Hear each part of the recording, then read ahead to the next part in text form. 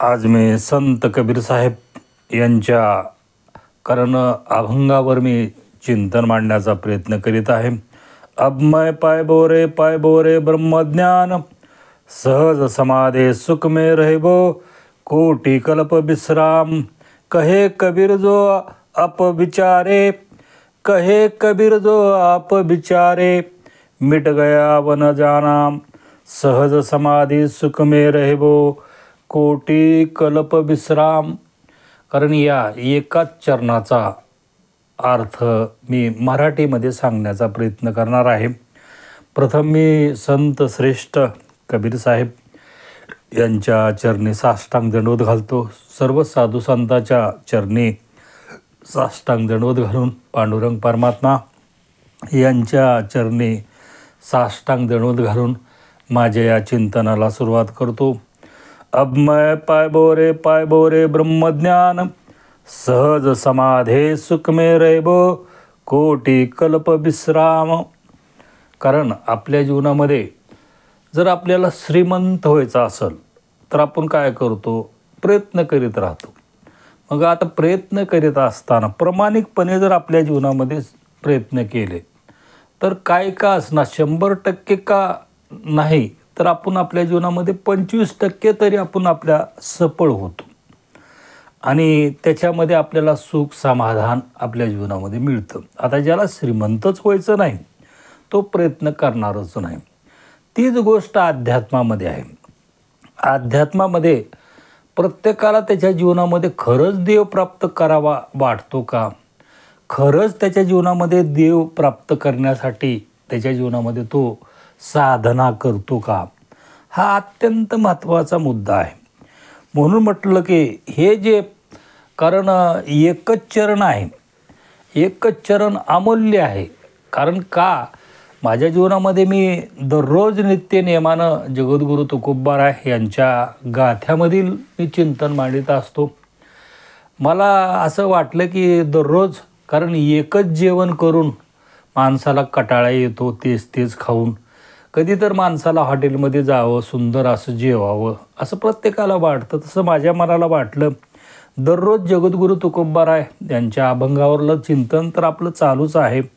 नवीन काहीतरी मेजवानी म्हणून हे कबीर साहेबचं, कारण अत्यंत मौल्यवान असणारा हा अभंग म्हणा, पद म्हणा, एवढं मौल्यवान आहे की या एक चरणाचा जरी आपल्या जीवनामध्ये खरा अर्थ कळाला तरी आपण खऱ्यानं त्या भगवंत प्राप्तीच्या साधनेला लागू. म्हणून कबीरजी जे बोलतात, अब मैं पाय बोरे ब्रह्मज्ञान, सहज समाधे सुख में रहबो, कोटि कल्प विश्राम.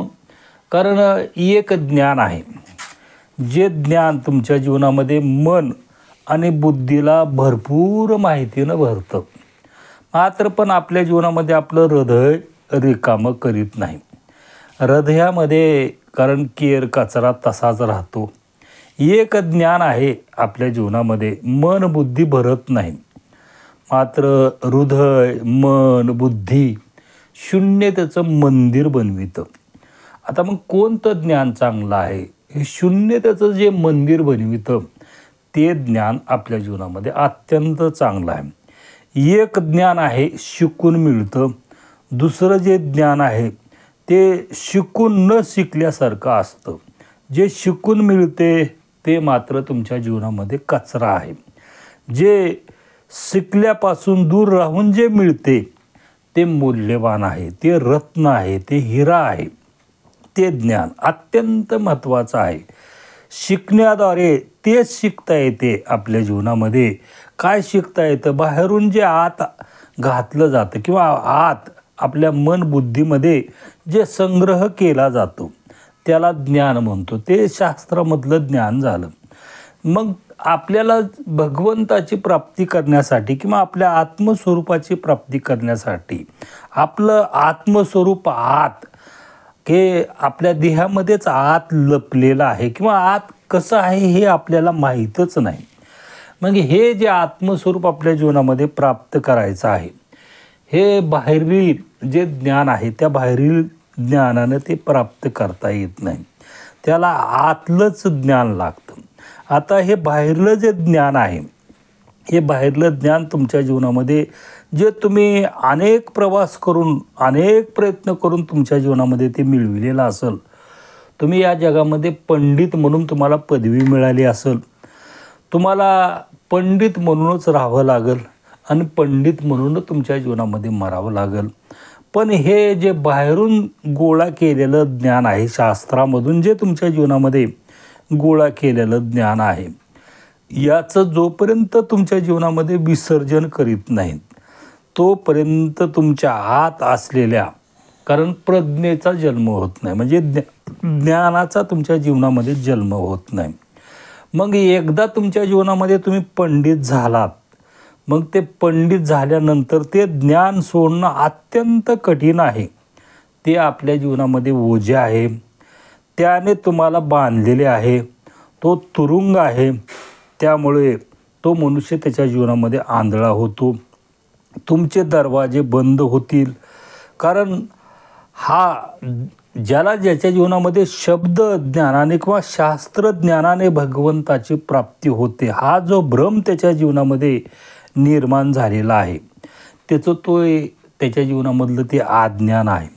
आता नुसतं अज्ञान म्हणून नाही चालणार, त्याचं हे दगडाप्रमाणे मजबूत झालेलं अज्ञान आहे. जे आत्मज्ञान आपल्या जीवनामध्ये शब्दाने मिळू शकत नाही, ते फक्त आपल्या जीवनामध्ये मौन धारण केलं किंवा समाधीमधून ते आपल्या जीवनामध्ये प्राप्त करावं लागतं, किंवा ते आपल्या आत शोधावं लागतं. आणि आत शोधल्यानंतर तिथं विचार अविचार शास्त्र याचा काही संबंध नाही. ते प्रत्येकाच्या आतच आहे आणि त्याचा आतच आपल्या जीवनामध्ये शोध घेतला पाहिजे. तेच ज्ञान तुमच्या जीवनामध्ये तुम्हाला मुक्त करते. तेच ज्ञान तुमच्या जीवनामध्ये तुम्हाला आनंद देतं, सुख देतं, समाधान देतं, नवीन चैतन्य देतं तुमच्या जीवनामध्ये. त्याच ज्ञानाने तुमच्या जीवनामध्ये सुगंध निर्माण होतो. तुमचा सुगंध तुमच्या चेहऱ्यावर दिसतो, तुमच्या वाणी वाटत दिसतो. त्याच ज्ञानाने तुम्हाला त्या भगवंताची प्राप्ती होते.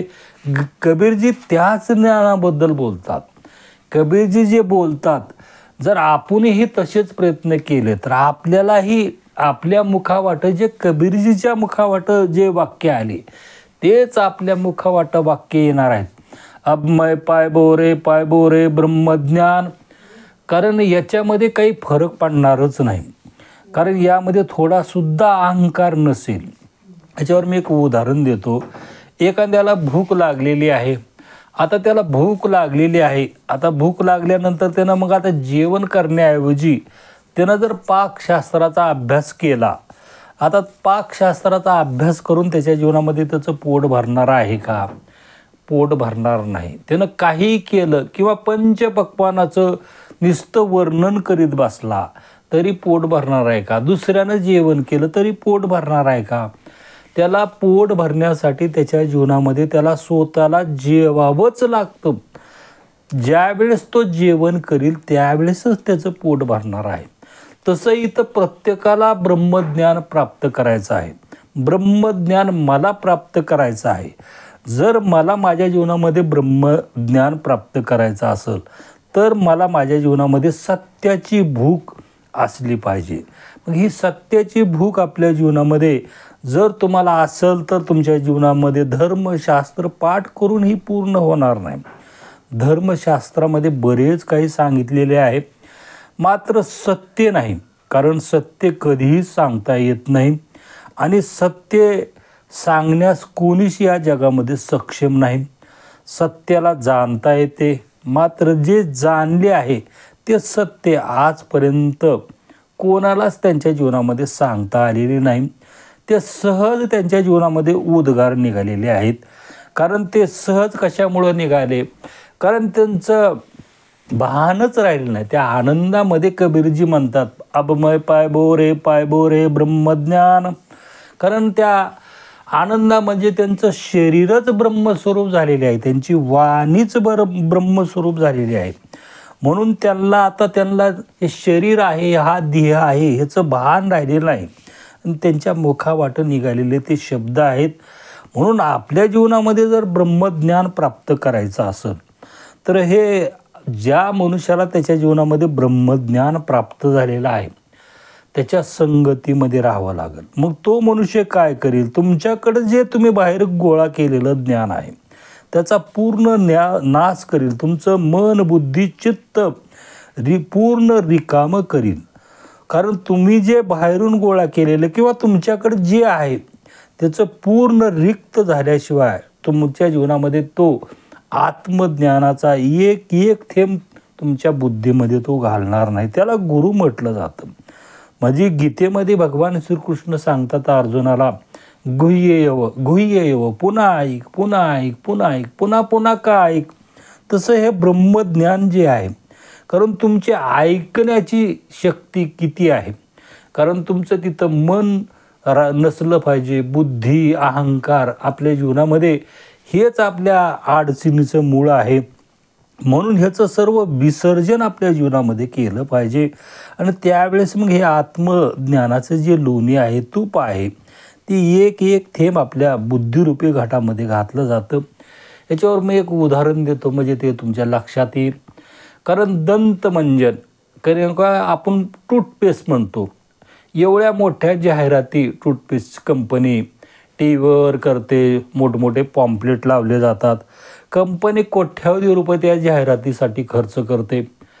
त्याच्यामध्ये जाहिराती करणारा नट असतो.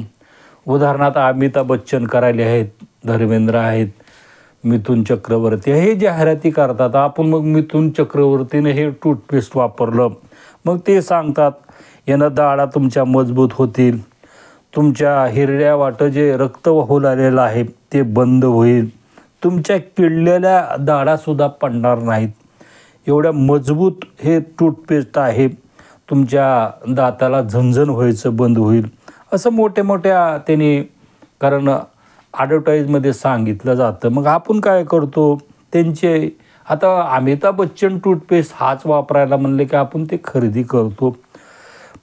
खरेदी केल्यानंतर ज्या कंपनीने हे टूथपेस्ट काढलेलं आहे त्याच्या घरामधले त्याच्या वडील असतील, त्याच्या आजोबा असतील, त्याचे दात त्याला या टूथपेस्टनं त्याला वाचविता आले नाहीत. अमिताभ बच्चन जो जाहिरात करूलेला आहे त्याला त्याच्या घरातले किंवा त्याचे स्वतःचे दातात त्याच्या जीवनामध्ये वाचविता आलेले नाहीत. आणि आपण जे ते दोघाचं ऐकून आपल्या जीवनामध्ये ते टूथपेस्ट खरेदी करतो, आपलेही दाढा आपल्याला वाचविता येत नाहीत. मग हे आपल्या जीवनामध्ये विवेक आहे का? विवेक नाही. आपण लक्षातच घेत नाही. ज्याला स्वतःचे दात वाचविता येत नाहीत, ज्या कंपनीनं स्वतः ते टूथपेस्ट केलं तिला तिचे दात वाचविता येत नाहीत, जो जाहिरात पैसे देऊन करायलेला आहे त्याला त्याचे दात वाचविता येत नाहीत, मग आपले दात कसे वाचतील? आपले दात आपल्या जीवनामध्ये वाचणार नाहीत.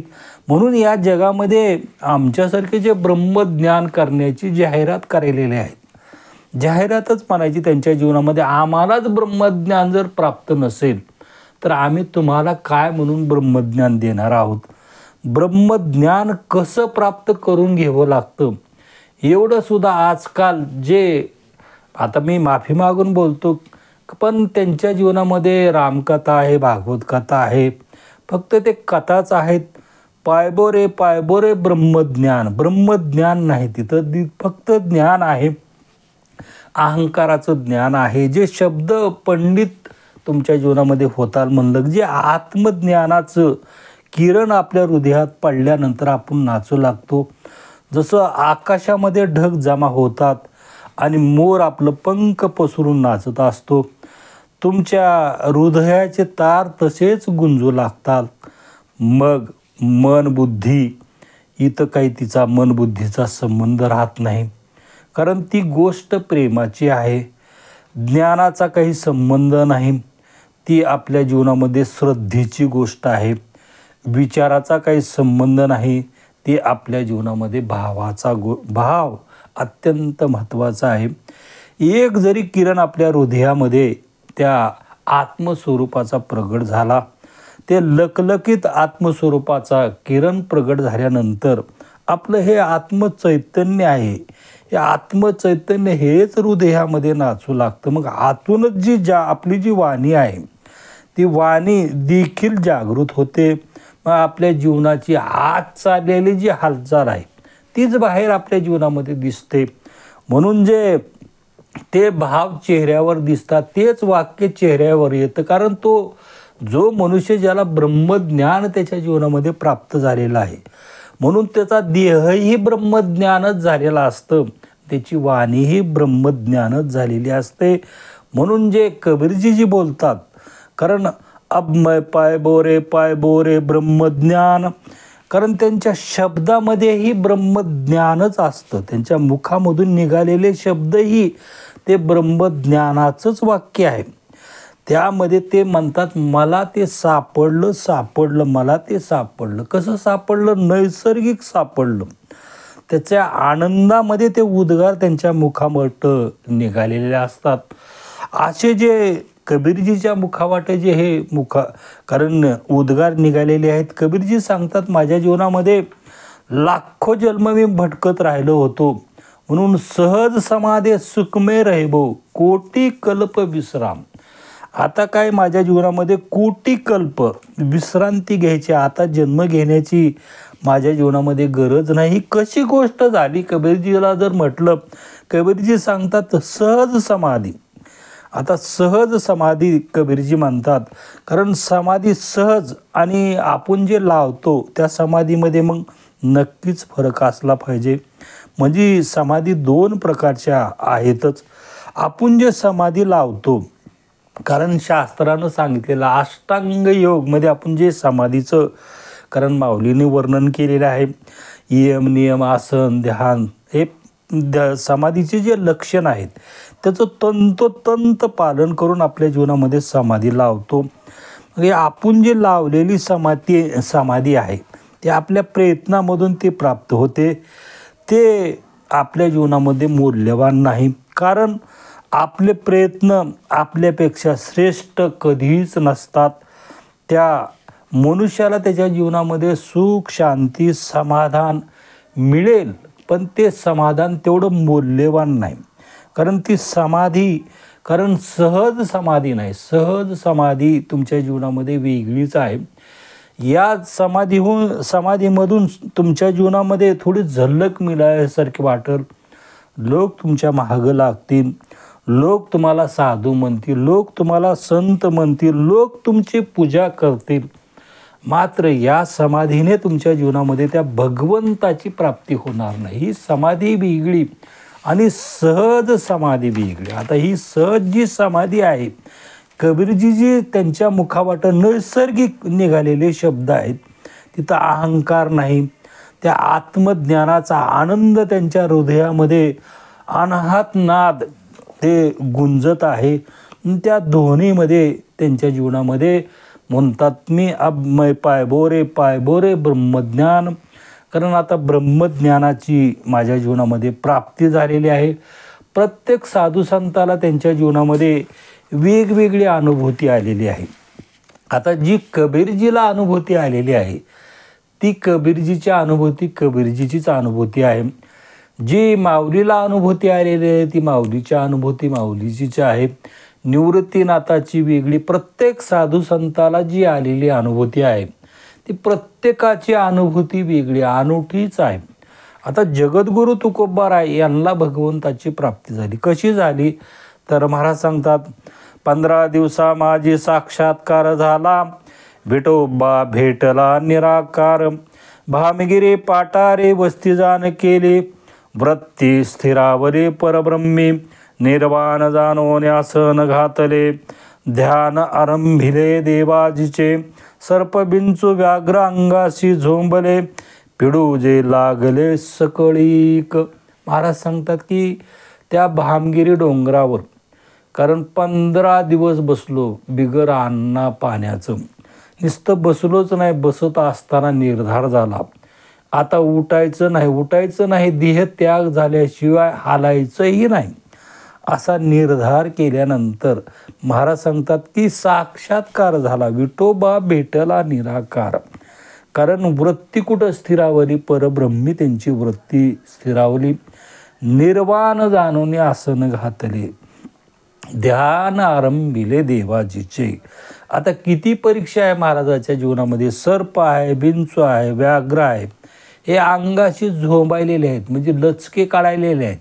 वाघ तुमच्या जीवनामध्ये शरीराचे लचके काढायला आहे, साप चावायलेला आहे. किती धैर्य असेल, काय धाडस असेल. म्हणून म्हणलं की प्रत्येकाची अनुभूती वेगळी आहे. म्हणून तुमची अनुभूती ही तुमचीच राहणार आहे. म्हणून आपल्या जीवनामध्ये सत्याची खरंच प्यास राहावी आणि सत्याच्या मार्गानं या जन्मात नाही कोणत्या तरी जन्मात भगवंत मिळेल, पण आपण आपल्या जीवनामध्ये सत्याचाच मार्ग धरावा, एवढीच आपल्या चरणी मी कळकळीची विनंती. हे झालेलं निरूपण संत कबीर साहेब, संत श्रेष्ठ जगद्गुरु तुकोबाराय पांडुरंग परमात्मा सद्गुरु चिन्मयानंद स्वामी, तुम्ही सर्व प्रिय आत्मा, तुमच्या चरणी हे शब्दरूपी भाव पुष्प अर्पण करून माझ्या अल्पशा सेवेला पूर्णविराम. तुकाराम तुकाराम तुकाराम तुकाराम. बोला पुंडलिक गुरुदेव हर विठ्ठल श्री ज्ञानदेव तुकाराम.